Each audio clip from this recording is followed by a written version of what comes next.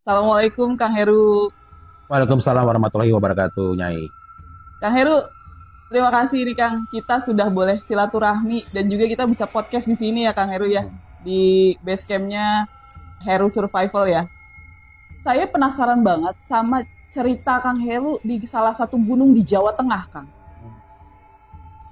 Kira-kira gimana nih Kang kalau kita langsung mulai aja cerita nih Kang? Oh, boleh yang dibilang gunung yang dibilang orang-orang atap Jawa Tengah ya para pendaki. Betul. Oke. Siap ya Kang? Oke. Oke kalau gitu. Siap. Tanpa berlama-lama lagi, mari kita simak dan saksikan ceritanya dan kita masukkan ke dalam keranjang misteri.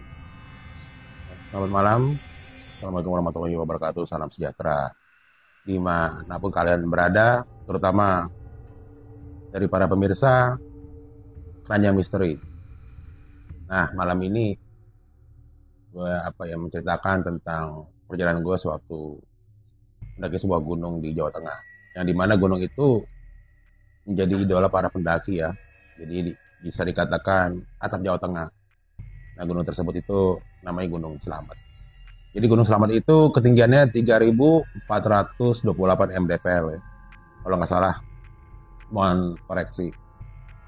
Jadi waktu itu gue naik, memang pertama kali itu naik Gunung Slamet itu tahun 91. Waktu itu masih kuliah tingkat 1. Jadi kalau gue dulu, kalau tiap lebaran itu kan selalu pulang ke tempatnya Simbah. Dan dimana kalau gue pulang kampung itu mudik ya sama keluarga, selalu gue bawa tas. Tas gue itu ya tas carrier zaman dulu tuh, boleh dikatakan yang model lama tuh Alpina. Nah, singkat cerita, biasa kita silaturahmi, ketemu saudara-saudara, ramah tamah dan segala macam. Nah, gue paling suka tuh mampir ke tetangga-tetangga gue. Jadi tetangga gue itu yang rumahnya depan rumahnya Simbah. Jadi waktu itu memang gue ini biasa pulang ke kampung nyokap gue yang ada di Purwokerto. Nah, dan selama libur lebaran itu palingnya mau kemana lagi mainannya kalau nggak ke sawah, ke tetangga, sama jalan-jalan ke tempat-tempat wisata. Nah, singkat cerita gue lupa hari keberapa, gue main ke tempatnya Mas Aji. Situ Mas Aji itu rame di situ, ngobrol-ngobrol, terus nanya, ini mau berapa lama Her di sini? Ya nggak tahu Mas, biasa kan kalau tiap tahun kita lebaran ke sini paling lebih dari seminggu maupun 2 minggu. Terus kemudian Mas Aji sama Mbak Titi ngajakin, mau nggak kita naik Gunung Slamet? Wah, nanti gimana Mas izinnya sama Simba sama orang tua saya? Bilang aja camping gitu. Nah, di tempat itu ada Mas Aji, Mbak Titi, Ani, Mas Nano. Mungkin pemirsa mungkin Mas Nano udah pada tahu ya siapakah itu Mas Nano. Dan memang Mas Nano itu orangnya pendiam, tapi bukan ilmunya ya, maksudnya tirakatnya kuat ya, dan juga dia kejawen ya. Nah, singkat cerita, mereka ngajakin gue ke Gunung Slamet, dan di mana itu gue belum pernah sama sekali naik ke Gunung Slamet. Kalau dari tempat gue itu Purwokerto itu, Gunung Slamet itu ya Batu Raden itu adalah tempat wisata yang terkenal dengan pancuran 1-7 yang ada pemandian air panas.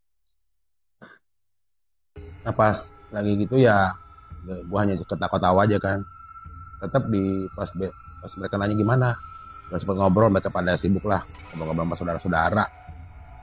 Nah, singkat cerita, gue bilang sama Mas Aji, Mas, saya cuma bawa tas carrier doang, nggak bawa perlengkapan lainnya. Udah ada saya semua, alat-alat ada. Terus nanti kita berapa orang? Jadi gue, Mas Aji, Mas Nano, Mbak Ani, Mbak Titi. Jadi ada 5 orang.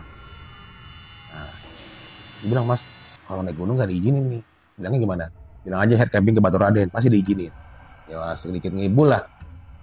Akhirnya diizinin mau ke Batu Raden. Nah, pas mau hari H-nya ternyata Mas Aji sama Mbak Titi nggak bisa. Otomatis yang bisa, yang gue berangkat, gue, Mbak Ani sama Mas Nano bertiga. Jadi kayak kita tenda itu yang pinjem itu Mas Aji, tenda, terus alat masak zaman itu, alat masak itu nesting pakai parafin dan ya kompor yang nestingnya kotak itu yang modern tentara punya. Nah, singkat cerita, berangkatlah gue, Mas Nano dan Mbak Ani ke Batu Raden. Itu kita naik ya, adalah dari temannya Mbak Ani, saudaranya ya, kita diantarin, diomprengin lah istilahnya lah. Nyampe ke tempat Batu Raden. Dari tempat wisata Batu Raden itu, namanya, kalau nggak salah namanya Gerbang Pahlawan. Nah, dari Gerbang Pahlawan kita jalan kaki lagi tuh, ke tempat wisata Batu Raden. Di situ wisatawan banyak banget karena seminggu setelah Lebaran tetap ramai itu Batu Raden itu. Singkat cerita, Pancoran 1, kita nyampe pagi tuh. Pancoran 2, 3, 4, 5, sampai 7. Waduh, lumayan tuh, startnya udah nguras tenaga tuh. Pas sampai di Pancoran 7, memang Pancoran 7 itu pancuran air panas ya. Di situ banyak banget orang yang berenang air panas ya. Jadi ada tingkatannya tuh, air panas yang derajatnya segini, panasnya segini. Nah, di situ gue istirahat di situ ya. Kok gue nggak enak banget gitu. Paling enak tuh kalau kita habis perjalanan lumayan nanjak tuh ya. Lumayan tuh trekkingnya tuh. Dari Pancoran 1 ke 7 tuh lumayan trekkingnya tuh. Kurang lebih ada setengah jam tuh. Setengah jaman lah kalau nggak salah. Waktu di tahun 91 gue nggak tahu umur gue berapa. Mungkin baru 17-18 kalau nggak salah. Nah, di situ ada namanya petilasan ya. Itu gue sempat baca tuh, petilasannya namanya petilasan makam Mbah Atas Angin. Nah, di situ banyak orang tuh pada berendam segala macam. Udah gue lepas sepatu, gue berendam, enak banget, hampir sejam lah gue berendam. Nah, lagi berendam gitu, terus Mbak Ani bilang, ayo jalan yuk. Terus tiba-tiba ada seorang tua tuh pakai baju, kalau baju Jawa bilangnya surgeon atau apa gitu kan. Terus dia nanya, ini mau kemana? Mau ziarah? Enggak, mau naik Gunung Slamet. Terus si kuncinya itu namanya, gue lupa ya. Dia ngeliatin aja. Mari mas ke tempat saya, pondokan saya. Jadi gue, Mas Ano, Mbak Ani. Nah, kuncinya itu ngomong dalam bahasa Jawa. Nah, gue nggak paham tuh. Jadi yang nyaut itu adalah Mbak Ani dan Mas Nano. Gue diam aja. Terus kuncinya itu ngeliatin gue. Gak lama kemudian, kuncinya itu bilang begini, Bu. Ini dalam bahasa Indonesianya ya, terjemahan dari Mas Nano. Bu, tolong masakin air, sama siapin makanan. Ini cucunya yang selamat datang. Di situ gue bengong. Gue sama Mbak Ani sama Mas Nano lihat-lihatan. Kamu pernah kesini? Ya nggak pernah, kan baru sekali Mas Nano sama Mbak Ani ngajakin. Saya nggak pernah kesini. Saya baru sekali. Saya belum pernah kesini, saya baru sekali. Udah lah, kita disuguhin kopi itu ya. Di siang itu ya. Kopi terus ngobrol, dikasih ya kayak gorengan, ada pisang rebus kalau nggak salah, atau singkong kan. Seperti itu. Pas ngobrol, terus dibilangin kalau mau naik Gunung Slamet ya lewat sini, dengan besok aja, jangan hari ini. Nah, Mbak Ani itu bersikeras. Jadi Mbak Ani ini karakternya gini ya. Mbak Ani itu orangnya ya cantik, tinggi ya. Ya tinggi mungkin 165-an ya. Tapi karakternya keras kepala, tapi dia baik hati. Mas Nano itu karakternya orangnya kalem, pendiam.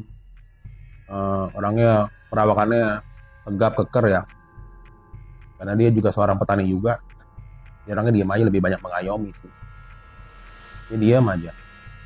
Nah, Mbak Ani tetap ngotot. Terus gue bilang gini, Mbak, gue gak mau naik, Mbak. Kayaknya udah enak di sini.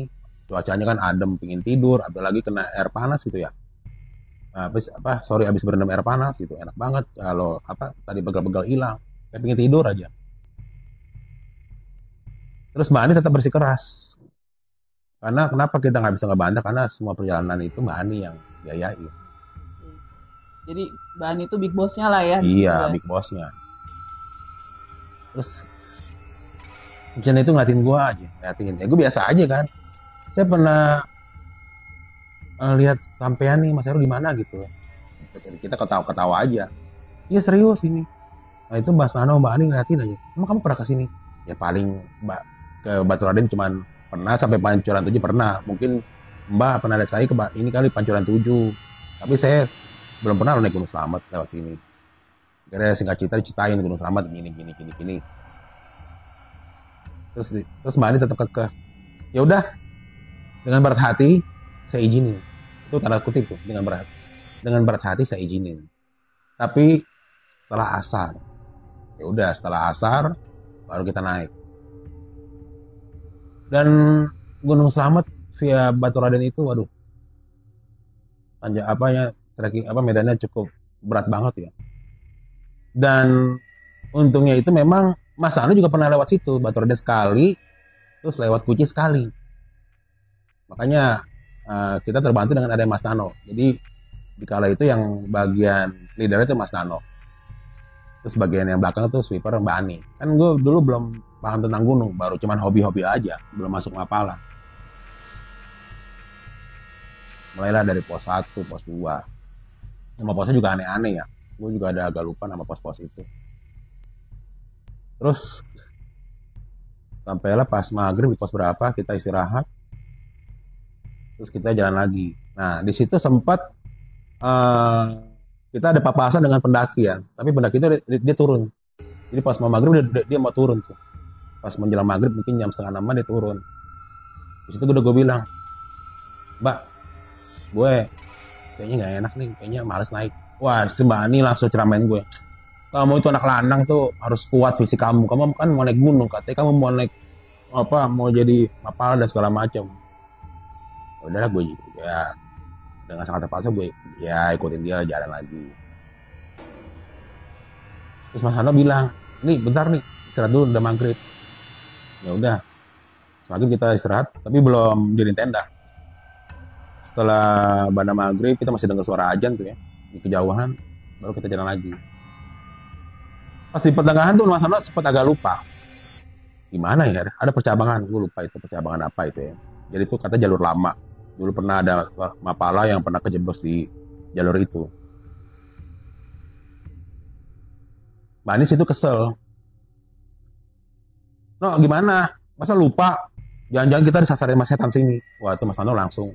Terus, jangan ngomong gitu nih, jangan ngomong sembarangan gitu. Nah itu perdebatan itu ngomong bahasa Jawa, gue gak ngerti. Okay. Jadi istilahnya, apa ya, kalau gue, mungkin terjemahan gue adalah, udahlah no. Gini doang, apalah kayak gitulah pokoknya. Kemudian kita jalan lagi sampai di pos berapa ya kalau nggak salah pos 4. Pos 4 terus gerimis tuh. Kita dirin tenda. Pas dirin tenda biasalah masak-masak. Nah, untuk urusan masak tuh emang Mbak Ani itu emang jago masak tuh. Kita memang udah beli perbekalan kan sebelum naik itu udah beli logistik segala macam lah. Ya makan favorit para pendaki gunung paling mie instan. Terus juga kita bawa nasi juga, tapi maksudnya nasi itu udah dalam keadaan masak gitu, kita beli di warung bawah gitu. Nah, itu bahan itu. Gue sama Mas Anu dirin tenda. Tenda itu kalau nggak salah kapasitasnya 4 orang kalau nggak salah, 4 apa 3 gitu ya. Nah, di zaman itu memang Mas Anu sempat bikin apa namanya kayu-kayuan bikin api unggun.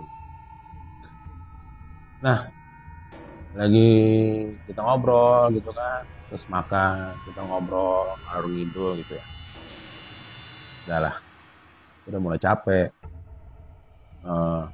Mbak Ani, saya mau tidur dulu ya. Ya nanti dulu, saya belum ngantuk. Ya udah oke. Lama kemudian akhirnya Mbak Ani ngantuk, dia tidur. Mas Nano ngobrol. Cuman anehnya Mas Nano itu pas gue tanya, Mas ini apanya udah kecil? Mas sebentar. Dia ke dalam hutan gitu, dia nggak tahu ngomong sama siapa itu. Gue nggak tahu. Ngomong sama siapa ya? Gue liatin aja Mas Nano ngomong sama siapa ya? Ya udahlah. Liatin aja. Ya udah.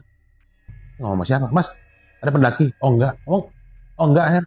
Mas Nano ngomong sama siapa? Adalah. Ya udah, gue diam aja. Lagi enak-enak kayak gitu tiba-tiba Mbak Ani keluar tenda. Terus kok belum pada tidur. Kalau nggak salah itu jam berapa ya, jam 10-an gitu ya. Kok belum pada tidur ya?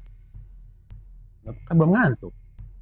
Nggak, tadi saya mau tidur, kok lagi nggak enak gitu, maksudnya nggak bisa kepejam gitu, kalian masih ngobrol di luar jadi keganggu gitu, kata dia begitu. Terus Mbak Ani mau ngapain? Aku mau ini biasa, mau pipis. Kebetulan juga bawa payung kan tuh. Tolong ini ya pipis yang kata Mas Ana bilang jangan di pohon ya, agak geseran dikit. Udah, balik lagi ke tenda. Kemudian lagi enak ngobrol, tiba-tiba Mbak Ani kok agak aneh gitu ya. Terus matanya tiba-tiba dari ini matanya belok. Latin gue, latin Mas Ano diem aja tuh. Tiba-tiba dia nari begini. Nari, tawa. Terus tiba-tiba dia loncat ke pohon. Tiba-tiba loncat, Kang? Nari itu. Tapi pas narinya itu, ini ketawa-ketawa tapi suara nenek-nenek. Gitu. Wah, gue langsung pucat di situ. Mas Ano diem aja. Ada kali begini setengah jaman.